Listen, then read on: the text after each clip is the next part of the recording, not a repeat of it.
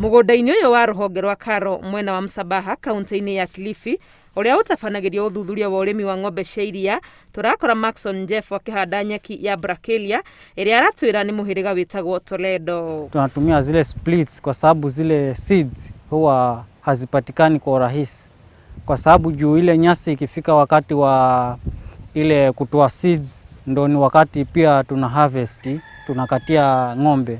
Sasa sana zile seeds si rahisi kupatikana.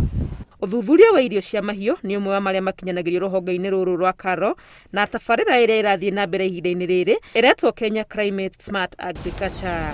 We have seed systems that is focusing on Bracharia and sorghum for livestock feed, and that is what we are monitoring to see how the work is going on and how we are getting the Bracharia from the nuclear seed, how it is going to the producer organization or groups of farmers who will also produce and be able to give more to the farmers downstream.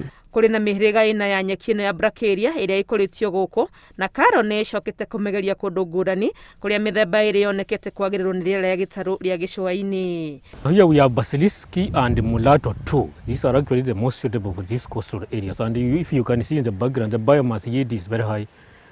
Even in terms of pests and diseases in this particular coastal area, these ones can be able to tolerate the pests and diseases quality-wise, and you can see they grow very fast. Nyeki ĩno ya Bracharia hamwe na kũhota gwĩtiria riũa inene no ĩheo mahiũ ĩrĩ njigũ, na ona kana mũndũ agethe aige ya gũkarĩo nĩ mahiũ rĩrĩa kwarĩte nĩguo kũhotithia mũrĩmi gũthiĩ na mbere kuona iria rĩiganu. Ihinda-inĩ rĩrĩ bũrũri wa Kenya ũrĩ na ũhoti wa kũruta lita bilioni 5.5 cia iria, mũigana ũrĩa ũtahotete kũhũnia thoko ĩrĩa ĩkuo. We have to look for ways of increasing milk production within the same units of land we have, so that we can be able to meet the demand of that milk.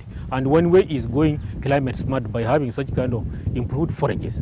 Now this kind of forage compared to the conventional Napier, these ones can be able to increase milk output. Farmers are reporting to have produced higher yield of milk from 1 liter, some to 2 liters, up to 4 liters. Nyeki ĩno ya kũrio gũkũ Karo ĩcokaga ĩkarutwo thuna iria itwaragĩrwo arĩmi, na nĩ mathiĩte na mbere makĩongagĩrĩra mũigana ũrĩa marakũria nĩguo gũkinyĩra arĩmi icigo-inĩ ngũrani.